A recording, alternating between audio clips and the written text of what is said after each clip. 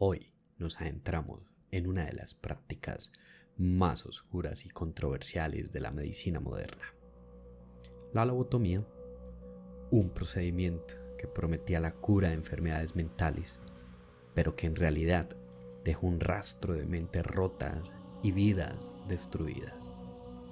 Un legado de terror que aún resuena en los ecos de la psiquiatría. En la primera mitad del siglo XX, la psiquiatría estaba en una encrucijada. Las enfermedades mentales eran un misterio sin resolver y el sufrimiento de los pacientes parecía interminable. Fue en este contexto que el neurocirujano portugués António Egas Moniz introdujo al mundo la lobotomía. La técnica consistía en cortar las conexiones de los lóbulos frontales del cerebro, creyendo que esto podría calmar las mentes perturbadas. La lobotomía prefrontal se realizaba introduciendo un instrumento afilado, o, llevémoslo a palabras técnicas, un instrumento afilado que se llamaba leucotomo, el cual se introducía a través del cráneo y moviéndolo de un lado a otro para cortar las fibras nerviosas que conectan los lóbulos frontales con el resto del cerebro. En sus primeras formas, este procedimiento era altamente invasivo, pero pronto se simplificó y se popularizó bajo la fórmula de la lobotomía transorbital, también conocida como lobotomía con picahielos. Este método, desarrollado por el psiquiatra estadounidense Walter Freeman, consistía en insertar un picahielos a través de la cuenca ocular, exactamente, justo debajo del párpado, y golpearlo con un mazo para así atravesar la delgada capa de hueso que protegía el cerebro. Luego, el instrumento se movía de un lado para otro y asimismo se desconectaban los lóbulos frontales.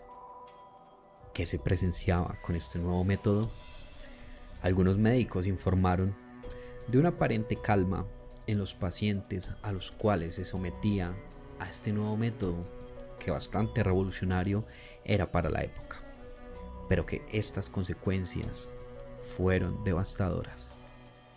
Las personas sometidas a este procedimiento no solo perdían los síntomas de sus enfermedades, también su personalidad, su capacidad de razonar y en muchos casos la voluntad de vivir. Los pacientes quedaban atrapados en un estado de apatía, con emociones embotadas y funciones cognitivas gravemente dañadas. Las lobotomías dejaban a las personas incapacitadas, las cuales ya no podían realizar tareas básicas y muchas veces los daños eran permanentes. Algunos pacientes sufrían de convulsiones, parálisis parcial y en los casos más severos caían en un estado completamente vegetativo. El legado de la lobotomía no solo afectó a los pacientes que se sometieron a este infierno silencioso pero mortal, también afectó a sus familias, esposas, hijos y padres que se enfrentaron a la dolorosa realidad de perder a un ser querido, no por la muerte, sino por una transformación irreversible que los convertía en sombras de quienes eran antes, un eco en el tiempo, ya que los pacientes a menudo perdían la capacidad de tomar decisiones por sí mismos, necesitaban cuidados constantes y se enfrentaban a una existencia vacía, sin propósito y sin una pizca de dignidad. Los efectos colaterales se extendían a la sociedad en general, ya que la aceptación de este procedimiento reflejaba una época en la que el sufrimiento mental era malentendido y tratado con una brutalidad fría y calculada. Con el tiempo, la lobotomía cayó en desgracia. Los avances en farmacología y el entendimiento de la salud mental revelaron la crueldad y la ineficiencia de este procedimiento. Egas Moniz, quien había recibido el premio Nobel por su trabajo, fue finalmente condenado en la historia de la medicina, y la lobotomía fue relegada a una práctica oscura y vergonzosa en toda la línea de la ciencia, la medicina. Un recordatorio de los horrores que pueden surgir cuando el deseo de curar se convierte en una obsesión peligrosa. La lobotomía nos recuerda que en la búsqueda por entender y tratar la mente humana no debemos perder la vista, la humanidad y la ética. Es un legado sombrío que nos obliga a reflexionar sobre los límites de la ciencia y el precio que estamos dispuestos a pagar a nombre del progreso.